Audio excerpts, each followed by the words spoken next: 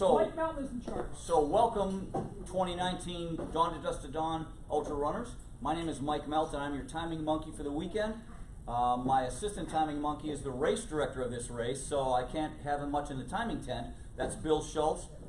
He was the one who just gave you the introduction. Bill and Josh Irvin are the co-race directors at Dawn to Dusk to Dawn, and I think you all ought to give them a big round of applause because they do a great job.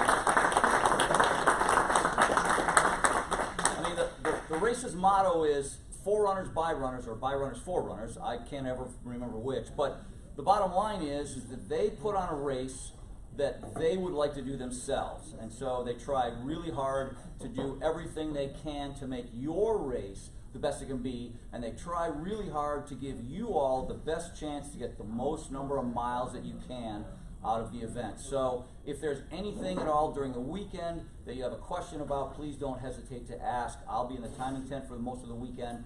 Bill or Josh will always be on the track somewhere. One of them will be on the track at all times, pretty much. So please feel free. Tonight we're just really pleased to have two people who have run across the United States. We actually have three in the room that I know of because Bill Schultz did it in 1990. Is that correct, 1990? 1990. Okay. So tonight, for you runners, on the left-hand side is Phil McCarthy. And Phil is a two-time 24-hour national championship race. He's run two of those. 5 times on Team USA. They're running in the World Championships. He, at one point, was the 48-hour American record holder that he took away from John Giesler and has since given away to Olivier Leblanc. Phil has run Badwater Spartathlon. He did a 49-day, 7-hour, 55-minute Transcon run last year. He is also the race director and creator of the Greater New York 100-mile race, TGNY. It's a really nice event. Trishel Churns is also involved in that there in the back room. Thank you, Phil, for being here. On the right is Pete Kostelnick.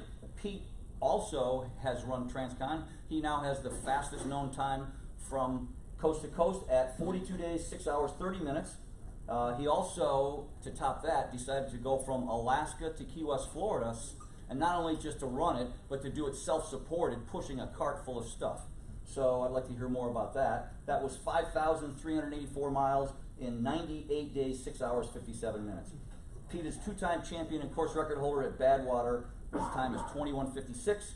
His 100-mile PR is 14:04, and he has run the 5th furthest American 24-hour of all time at 163.68 miles. So thank you, Pete, for being here. So I would like to get started. So I think that this should be an interactive group. So I'm going to ask a couple of questions to get things rolling, and if you guys have questions, hold up, let us know, and we'll get your question up to the guys. And I'll repeat the question for the benefit of the audience watching worldwide, because we are broadcasting worldwide. Absolutely. So first off, one of the things that I was thinking about is that I know you guys went into this and planned your Transcon. You just didn't wake up one day and say, well, I guess I'm going to go for a run and I'll start in California and finish in New York. So what one thing worked out the way you expected, and what one thing was completely wrong, that your expectation didn't match reality at all? Phil? Oh, well, you never know what to expect. You can't say everything went according to expected because you don't really know what to expect.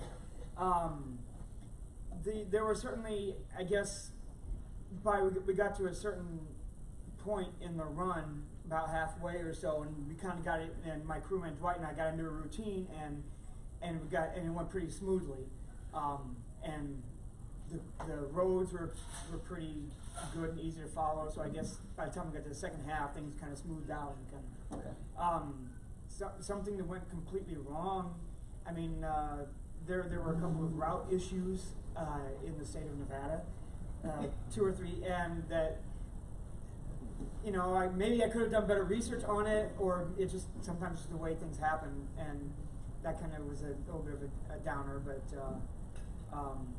otherwise, nothing really went completely wrong. I would say I lucked out in that a lot of things that could have gone wrong didn't. Like I had pretty good weather the whole time. It only rained like 1 or 2 days. Wow. And no stomach issues, no blister issues, no real serious mechanical issues or anything. A lot of things that could have gone wrong just didn't. Okay. Pete? Yeah, you know, a lot, like Phil said, so many things can go wrong. So I was amazed how few things didn't go wrong.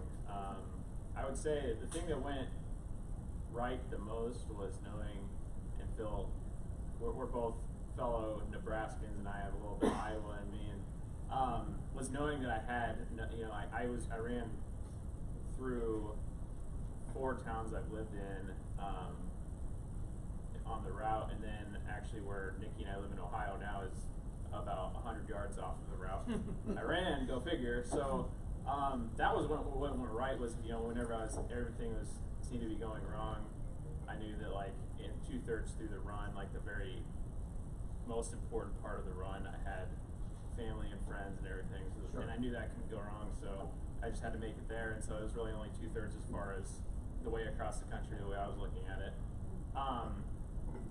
Things went wrong.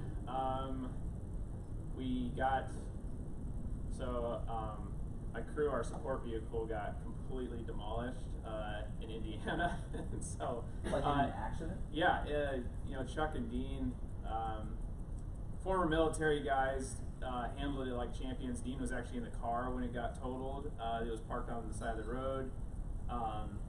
And so that was kind of a scary moment.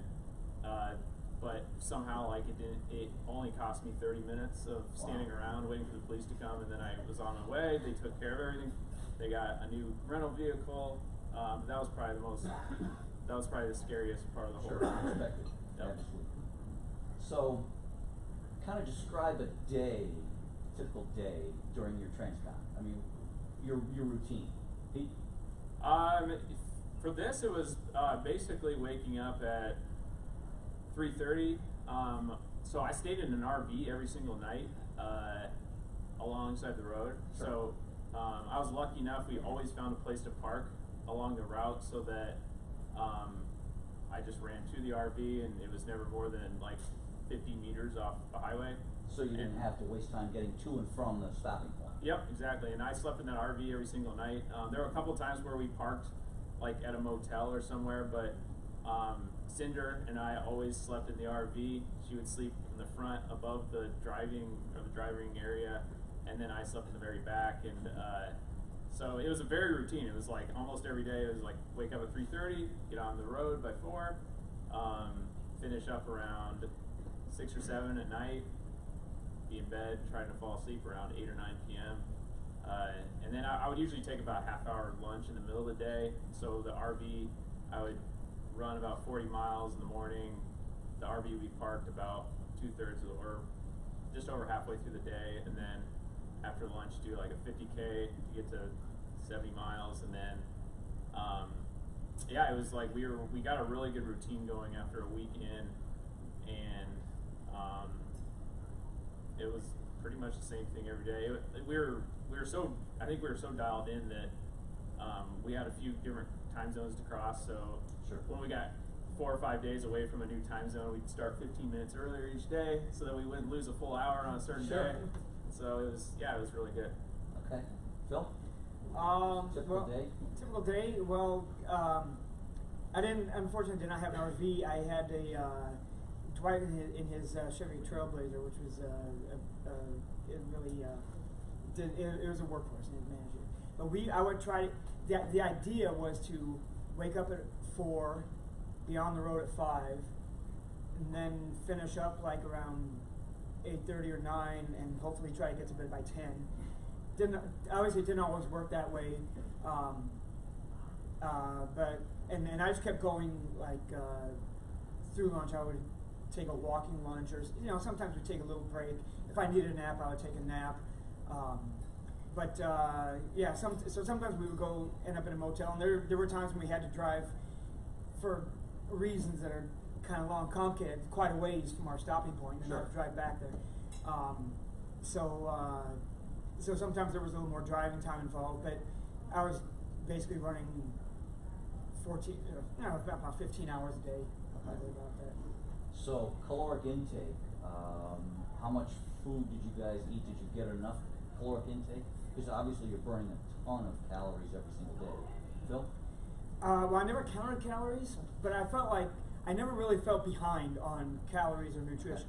And it was, you know, people ask me about food a lot of the time. It was a lot of protein drinks. It was a lot of Cliff Bars, a big, you know, a fairly big lunch, maybe a big turkey sandwich, but otherwise a lot of regular ultra food as well.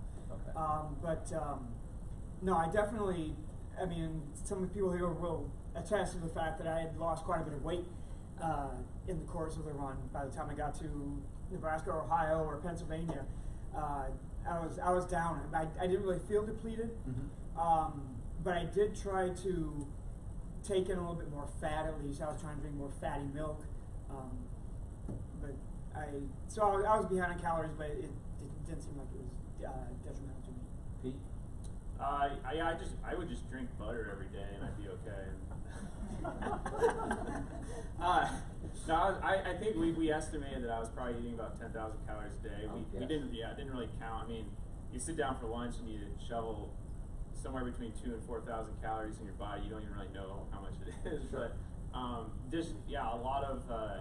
lot of high protein, high fat foods while I was not running, and then a lot of high carb / high protein while I was running. I probably ate too many protein bars, but I just, for whatever reason, was always craving them. And I don't know about you, Phil. Like, I would wake up in the middle of the night and I'd be starving, so I'd even like wake up at 2 in the morning and eat like a couple cookies or something just to like keep my body from screaming at me too much. Sure. Questions from the audience? Anybody got a question? Yes.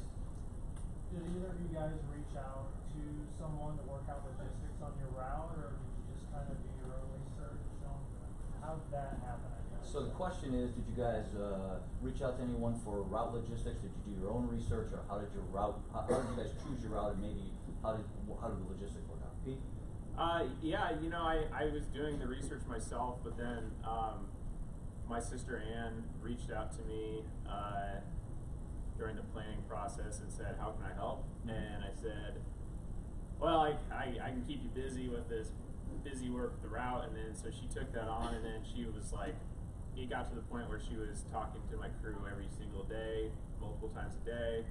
And then, you know, she went even further when I did Alaska and Florida. She was like talking to me every single day, you know, giving me such detailed directions, especially when I was running from Alaska, like, okay, here you're going to want to get on the left side of the road because you're going to have an underpass on this side. I mean, just very, very detailed with her route. So she was like, she did it all for us. Wow.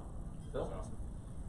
Well, I did all the route planning myself. I kind of looked at Pete's route and I looked at Marshall Ulrich's route as kind of a guideline, although I wanted to go, they both went through southern Nebraska. My hometown is Norfolk, which is northeast Nebraska, so I actually used Google Maps, all right? I used Google Maps. And it actually routed me north through Nevada, rather than just cutting straight across, and then through Wyoming, Utah, northern Utah, or Utah and Wyoming. And that was one of the causes of my little misadventure in a route that was not passable.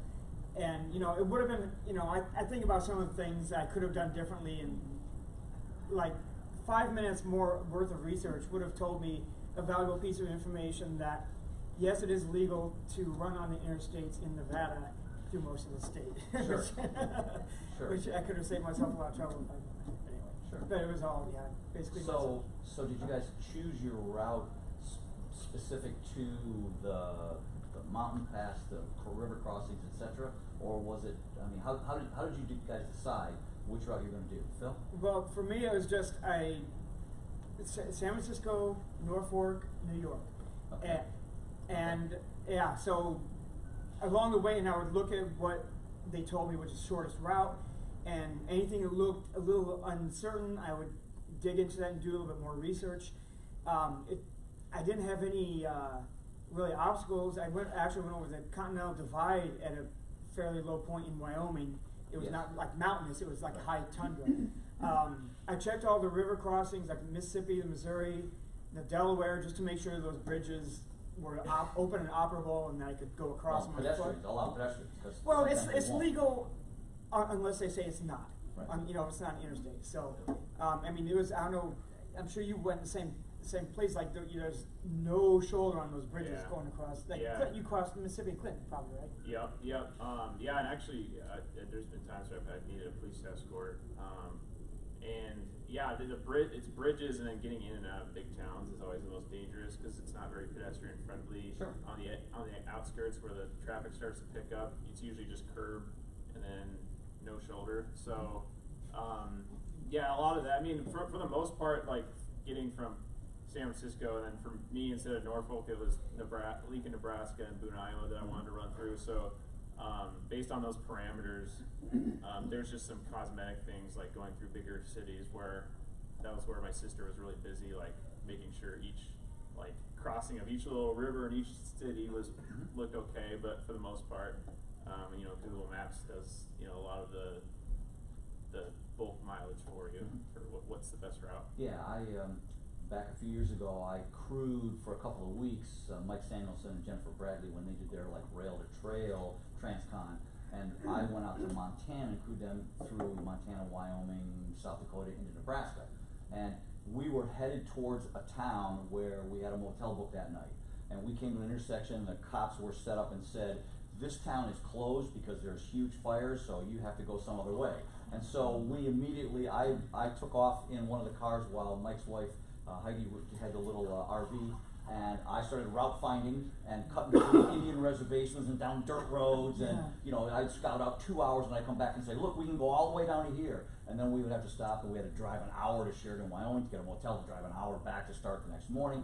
And it was really kind of crazy. And literally we saw helicopters scooping water out of a lake and dumping it over here, and we saw smoke rolling this way. So it was kind of crazy for a while. Did you guys have any unexpected stuff like that, like big car accidents or, you know, unusual construction? There were a couple of, you know, construction sites that we had to detour. Nothing, you know, and it wasn't in like the real remote areas. There's one in Hudson, Ohio. We had to go around. That wasn't too bad. There were construction sites that we had to run through. Yes. They were so open. That was no story. Yeah. There was actually some like Pennsylvania. Just, you know, I don't know about the race tomorrow, but it's always been the death of me because I'm running more elevation gain than Colorado, and it pretty much rained the whole time we were in Pennsylvania, and there was some flooding in like near, I think it was kind of near Lewisburg maybe, and we had to take a different bridge, but if my sister wasn't on top of it, I probably would have had to run an extra 4 or 5 miles, but it ended up just being like maybe an extra mile. So. Okay. So you crossed the Rockies where? Let's see. I crossed like in the Fort Collins and what's the Colorado. Walden area. North Colorado. Yep. Phil? It was in Wyoming. It was near a town actually called, or near South Pass, I think it was called. There's actually a town called Atlantic City in Wyoming, or near Lander is kind of the a town, more sizable towns near Near the pass. Wyoming. Yeah. And desert crossings, what were the longest stretches of desert? There's a stretch from like, I think it was Highway 6. They Yes, call it like Highway 50 is the loneliest, Right, but Highway 6 is bad. I'm not kidding, I went 3 hours from 4 a.m. till 7 a.m. I saw one car. Yep. Dean and Chuck can back this up. One car, and that's that's like the third most busy highway across Nevada. And it was 3 hours with one car. It was like, it was a kind of a creepy like ambulance out of service car. Mhm. That was a 100 and I think it was like a 130-mile stretch with no towns with no services. So Sure. I went like 2 days without seeing a single gas station or anything like that. Phil? Well, from about day 4 to let's say August 24th to September 13th, we're pretty much in the desert with a couple of oases. Okay. But Nevada, you know, we veered off the loneliest road in the world and went north. We went north just outside of Austin. Okay.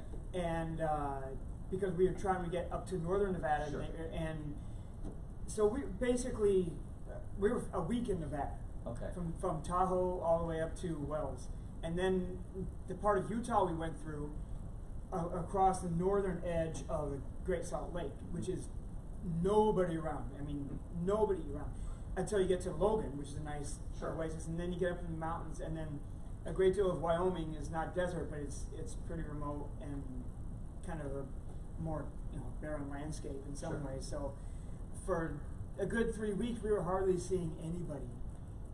There, like I said, Logan, Utah, Casper, Wyoming were some, always, but otherwise it was just a lot of me and Dwight and Camilo and. What were the prettiest places you saw? You go, 'cause I can't. I ran through Yosemite, but Yosemite, I was not a fan of all the climbing, so I didn't really enjoy it. But it was, it was pretty. And I enjoyed it all. Like the boring part was where I was from, so the cornfield, flyover states. So I loved that. I had people to see, and Pennsylvania. I feel like I've driven all over the country over the course of my life because my family was too cheap to ever fly anywhere.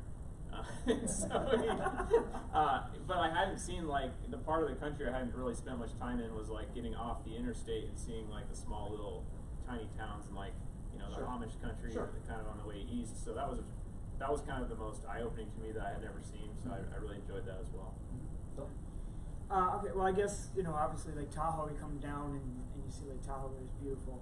And the desert, the Nevada desert, it really is beautiful, but it's just after 3 weeks of it, it starts to be less beautiful. So, it's because I love it, and we go from Badwater, and I love it out there, but it's like when you're out there day after day after day. But the other spot, I would say, once we got into Pennsylvania, and I guess I know you didn't really care much. You had trouble with the hills, or not trouble, but you weren't real fond of the hills. I felt like the hills woke me up after so much flat running. I kind of got a second wind, and there was a little town. Oh, I don't know. It's in western Pennsylvania on the Allegheny River.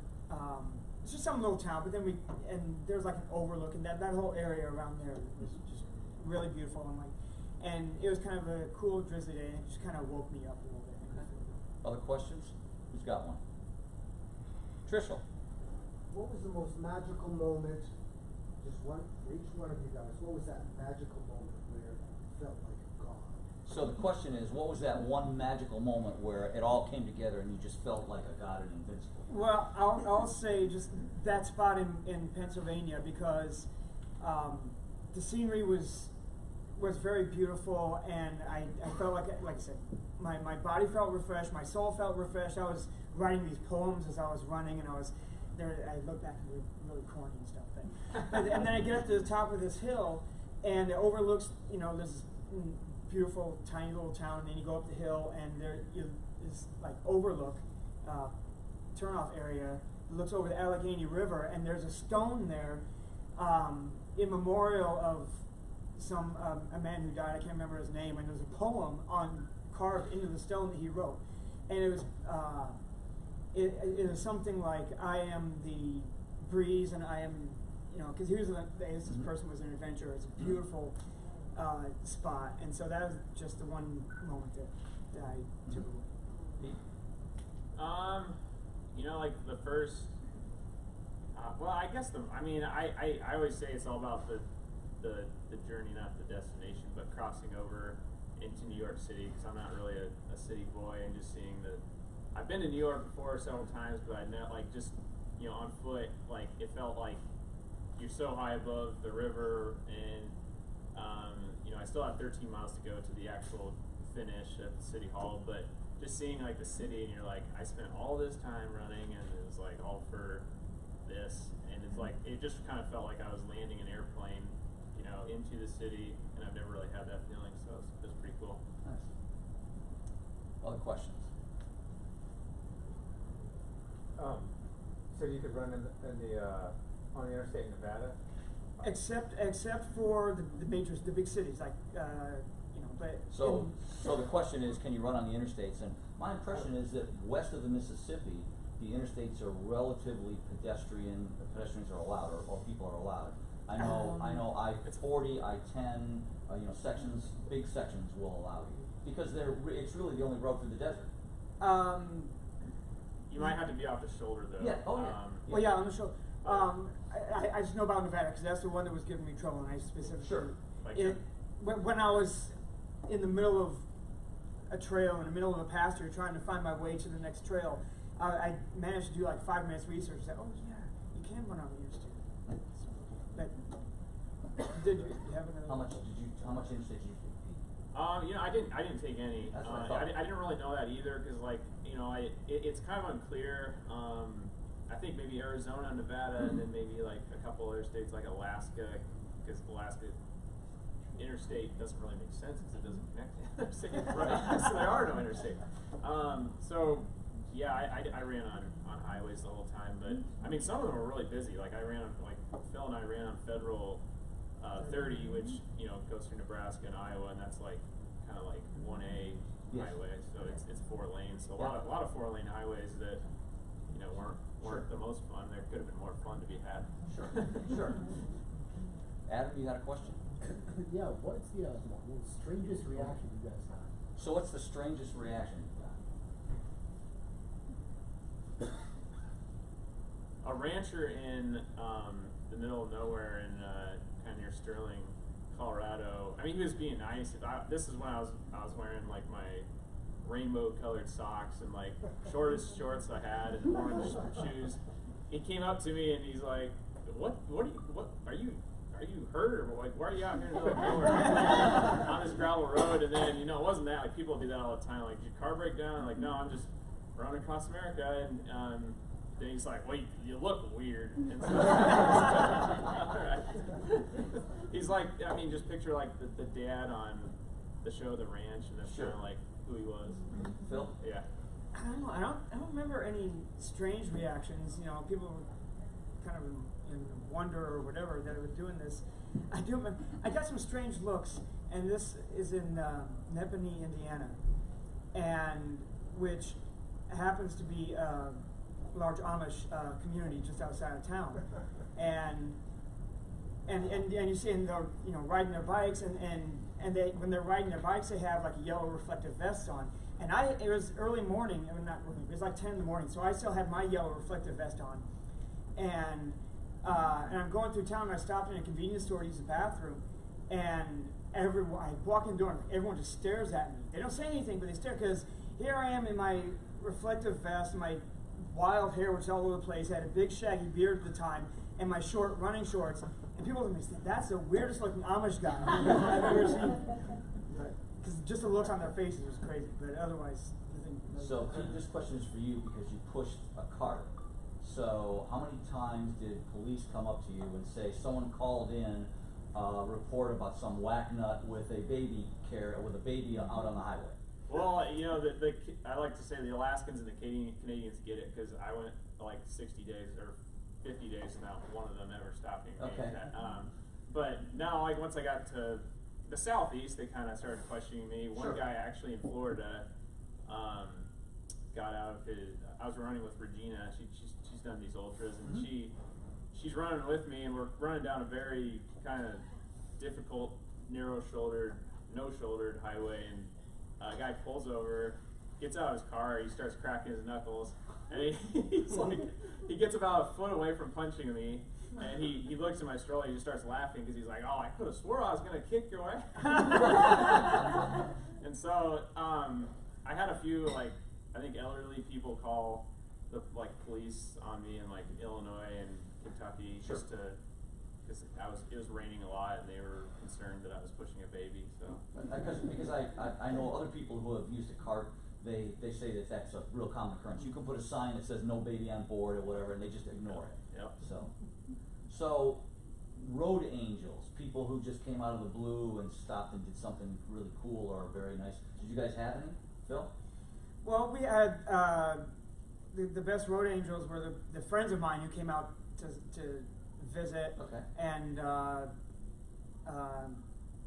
Bonnie Bush was one, Dennis Snay, Ray Krolowitz was one, Bill Schultz was one also, because he came to visit me on a day when the truck was in for some repairs, and so I was going to have to go for a couple of hours just on my own. Okay. And so in that time, Bill came along and helped me with some water and so forth. Okay.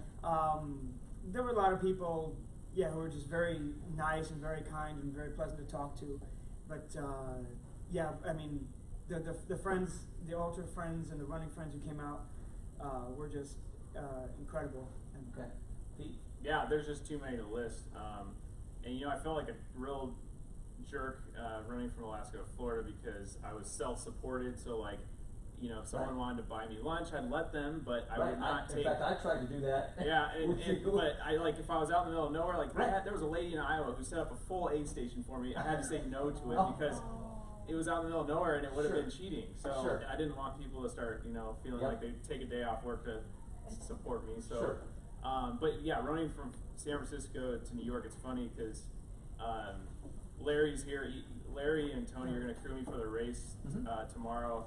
I didn't ask either of them to crew me. They just reached out of the goodness of their heart. I met them both running across America. I met Larry in the Cleveland area. He came out for his lunch to say hi. And then Tony, out of the blue, ran a marathon with me in Pennsylvania, and he's coming up right now to crew. So yeah, there are just so many. I mean, even people that are just, you know, so generous like that. So it was awesome. Nice. Other questions? Yes, ma'am. Yes. Can you share what were you going through? What did you experience during periods of solitude? Was this experience a spiritual experience for you on any level? So the question is, what did you experience? Did you have experiences of solitude? Was it a spiritual experience for you?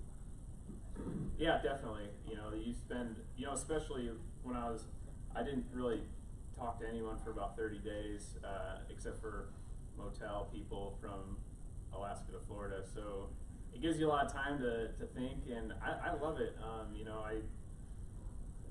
you go, you know, that when I, you know, think back on my whole entire life, just the amount of time that I've had to spend thinking about whatever I want to think about has definitely been, you know, on runs like this. So it's very, it makes everything very crystal clear, in my opinion. Phil? Well, yeah, you know, I'm always having, most of the time when I was running in the more remote areas, I had music going through my head, and I don't wear earphones, but I have, you know, I think about the music and I sing along. So I keep myself mentally occupied with that, as well as with the practical aspects of dealing with the run. And yeah, as far as the spiritual side, it's very much a spiritual side. I keep thinking of the Sri Chinmoy concept of self-transcendence, where you feel like it's going beyond yourself, because you just feel like you're a part of, you feel even more that you're a part of the world, both like the natural world of the land and the sky, and also the social world of all the towns and the people you see along the way. And it just, in general, gives a greater appreciation of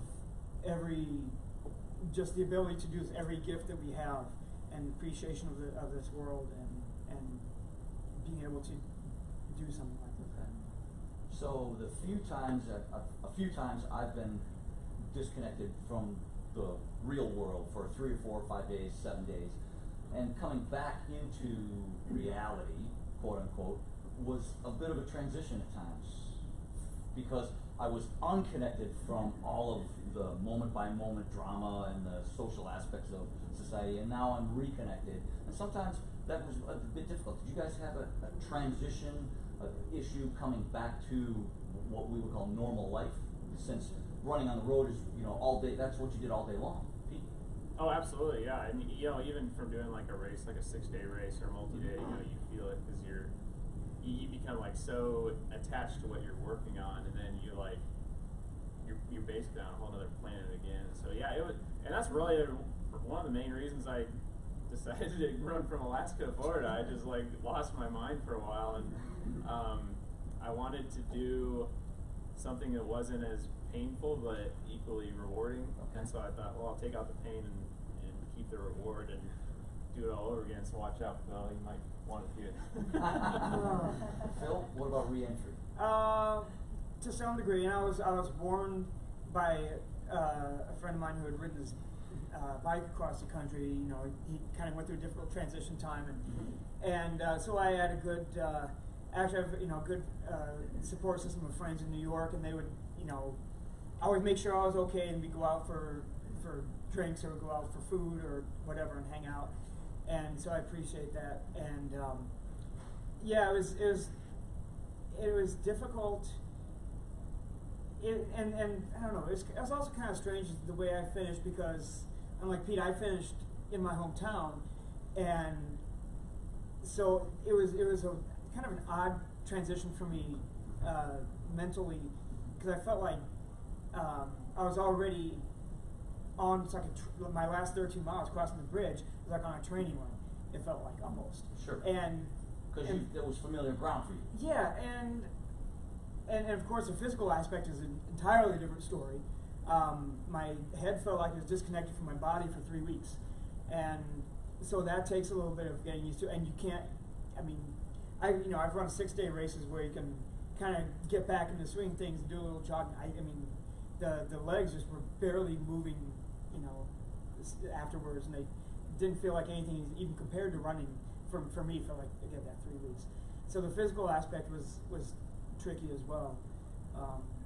But like I said, thank goodness I have good sports system friends, including Rudy, who's right here. So Pete, for you, the physical transition, how was that? Yeah, it was difficult because it was so slow. Like a lot of times, you do like if you do like a road marathon, you're really sore, but you're 5 days later you're back to normal training. Sure.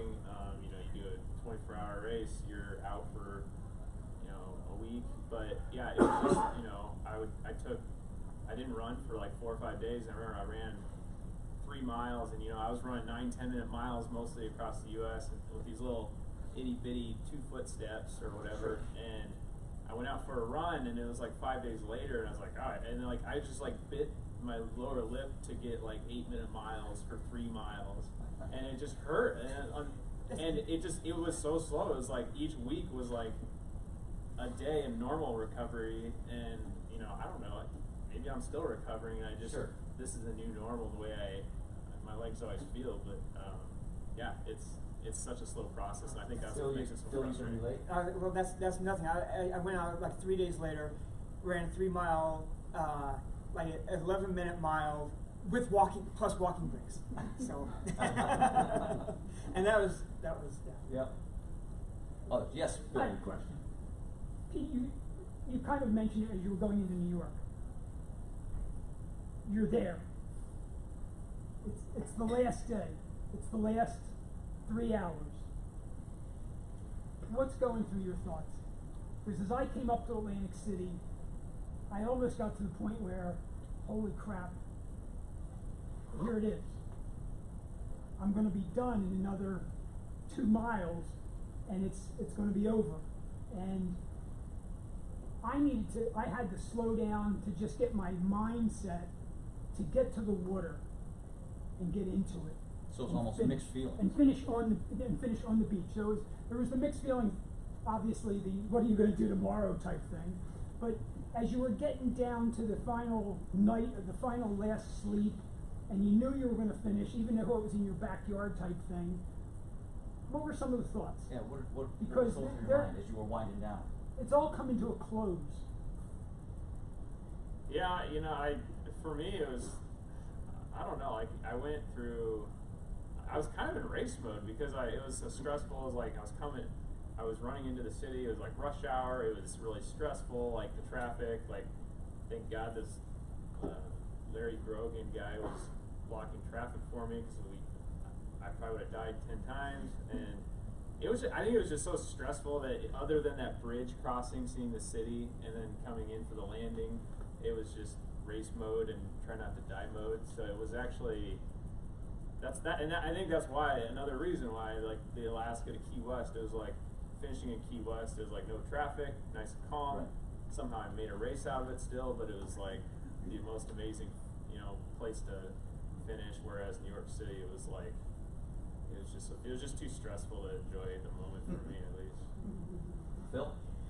Well, yeah, I mean, I kind of alluded to before because, I crossed the George Washington Bridge and I live less than a mile from there. So it's, that's and I ran down the west side pathway that goes along the Hudson River, and that's my regular training route. So when it really hit me was actually when I was in New Jersey and I was getting close and I was getting through all these towns that I recognized the names of, and then I hit a spot in like Teaneck, past here like Pagoda and Teaneck, where I had actually I've done training runs on these roads before, and so I know this route, and the emotion started getting up, and then when I hit Fort Lee, and you see when you come in, you see the top, just the very top of the George Washington Bridge over the hills there, And that's when it was starting to hit me, and Rory was with me on a bike then. And, that's when it was really starting to hit me. Once I crossed the bridge in New York, it's like I woke up from a dream.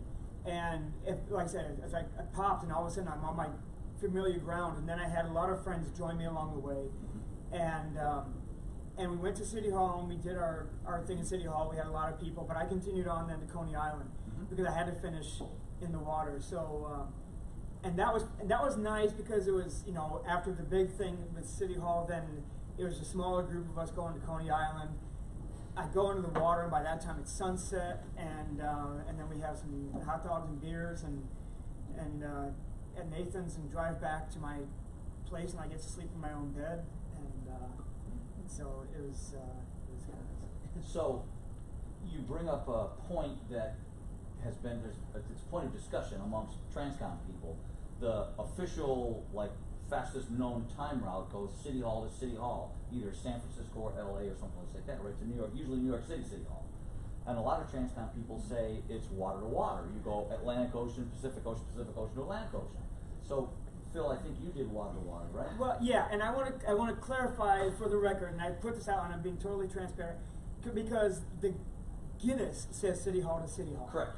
That's, you know. Yes, that's the so fastest when known time route. So I, you know, sent my, and you know, Pete had the record, obviously. So I sent my application in to Guinness, and they give me all these requirements. And I say, okay, so City Hall to City Hall is going to be my official Transcon, but I want to start in San Francisco on the water and finish at Coney Island. So I actually went 2 days before I officially started. I ran from the beach in San Francisco to City Hall, which was like 6 miles. Yeah. But I didn't want to do that immediately preceding. Because so, and then when I finished, so the 49 days, 7 hours, 55 minutes is City Hall to City Hall. The rest is added on. You know, people can discuss whatever, but that's what I did because just for myself, and that's just the reason I did. I wanted to go water to water, especially for Coney Island, because yeah. Sure, well, because you're a New York City guy. Yeah, and yeah, Coney Island has a special place. Yeah. So, what are your thoughts? My thoughts are it's the journey, not the destination or the start. No, I mean, when I ran from Kenai to Key West, I was very particular about. I almost killed myself in Key West, standing on the edge of the southernmost point to touch the water. Yeah, so I'm really because there's fencing there. Yeah, it's and hard to it's get to slippery. the water, and it slides in. Yes. Yeah. So no, I mean, yeah. So I definitely, you know, I kind of regretted that. So I wanted to, but you know, with Guinness, and I can say it now that they finally approved it. You know, they're really hard to work with. So. So I figured I would just take all all the explaining to them out of it and just say, sure. Yeah, City Hall, City Hall. There was no pre-water, post-water, Gotcha. and so. Well, and you know, there's Guinness is one thing, but you know, and they say it has to be actually LA to New York or 2 cities of equal or greater distance. Sure. So, but that's not to say that if somebody runs from San Diego to Jacksonville, that's not Transcon. Right. You know, so there's Guinness, but then you know, it's just running, it's just discussions. You know. Sure. Yes, sir, Ray Crow. I have a question. I'll stage it for both Pete and Phil. Pete, how far into your Transcon were you when you said, geez, this isn't long enough. I think I'm going to run from Alaska to Key West. And for Phil, what idea did you come up with going cross country that you have not acted on yet? You know, there wasn't, I don't know, I think it was more of a question of, could I do this with having time to take photos and drink a couple beers along the way? So that was, and the only way to make a new challenge to me of equal challenge was to make it longer. So longer and fewer miles per day. Phil, what's your? Well, yeah, that's a good point, but I don't think I don't see myself running across the U.S. again. I toy with an idea of a different run, but the more I think about how the toll it's taken on my body, I don't think I would do it. It's still in my head. I can't say it because you know, but I don't see myself running across. We promise we won't hold you to it. No. Okay. I seriously can't. No worries. But like just a longer run that. I don't know, thinking about, but Yep. Yes, ma'am. I have another question. Did you hallucinate? And if you did, what did you hallucinate? The question is, did you hallucinate, and if so, what were the hallucinations?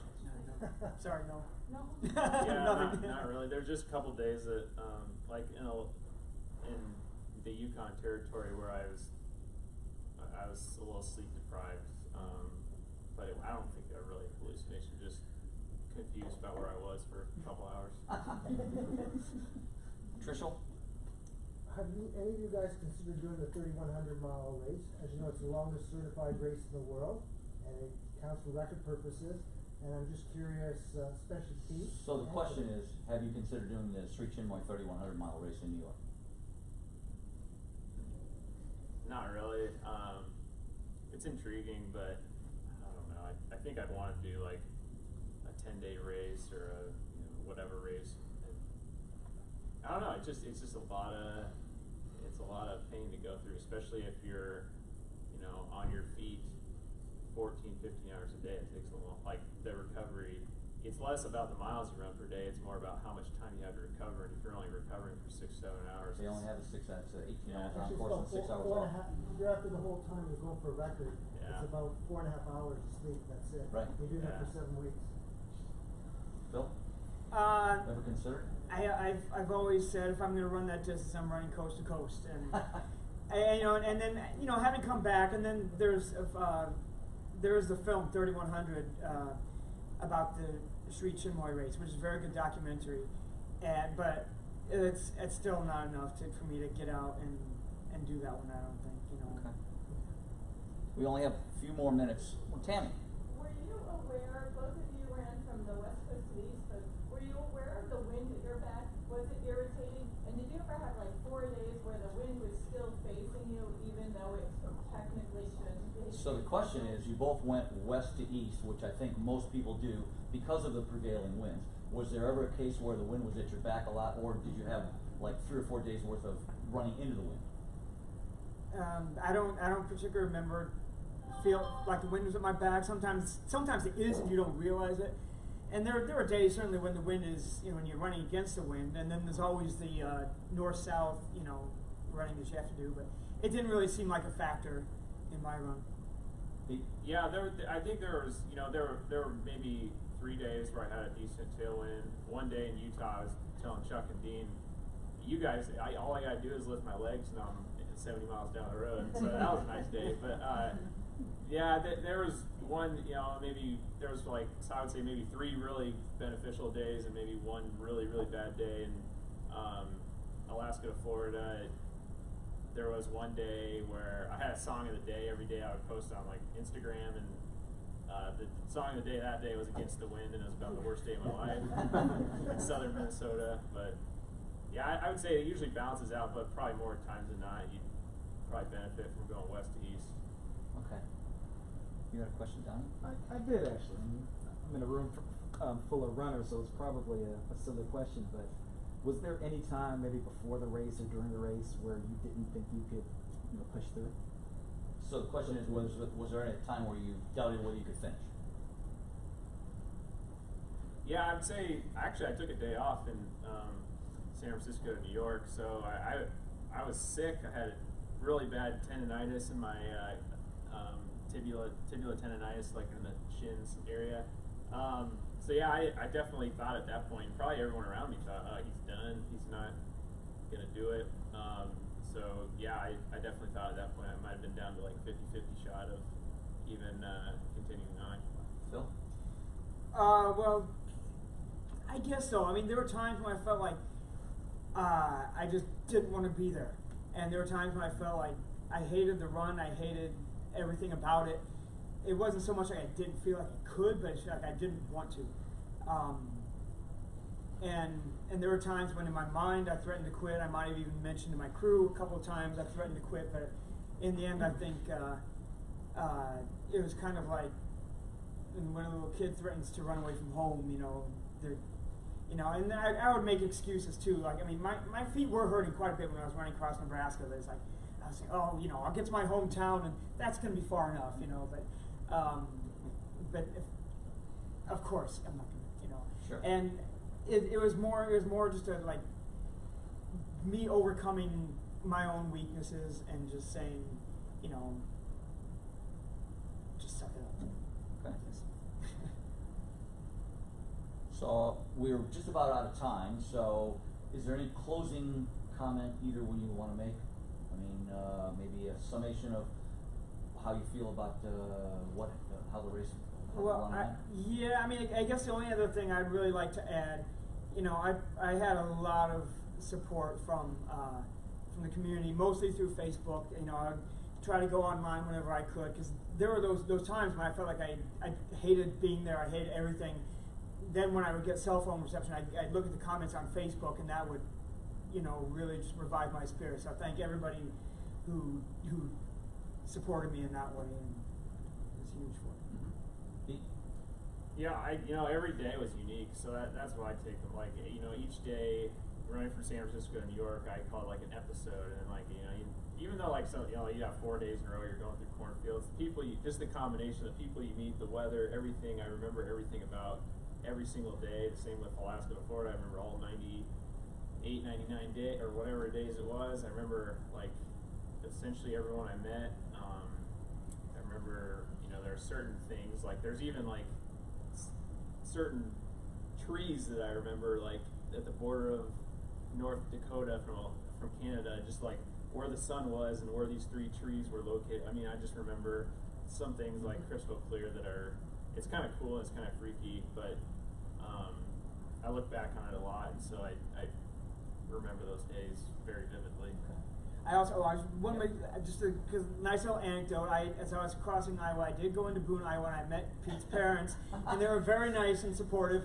And they even offered to let me stay at their house. So I could have spent the night in his old room possibly at one point, but it didn't work out that way. But they were very nice, and I got to meet them. So one more question for me, and I think we'll wrap it up, and that is that tomorrow you guys are starting a 24-hour race. Any prediction? What are you guys looking for? Phil? Well, I guess I'm kind of famous for not, you know, like revealing what my goals are. I don't have real high expectations of myself. I still feel like I'm in recovery in the big picture, so I'm not too worried about that. I'm very excited to see some of the other runners who are vying for big mileage and possibly, you know, trying to gain a spot on the national team. I think it's going to be a very exciting race. My race might not be terribly exciting, but I think for other people. Pete? I'm just thrilled to be out there. So the target is right over there. No, I mean, obviously, there's probably 8 or 9 people who want to hit 154, 155. 155, so, I believe would be the number. But for me, I mean, I haven't really had a good, what I would consider a good 24-hour race in several years. So for me, I just, you know, if I end the race feeling like I put my butt on the line and push as hard as I could, I'll be happy. Okay. Even if it's 20 miles. All right. If that's all I can do, then that's all I can do. Okay. Thank you both for being here. Let's give them a round of applause.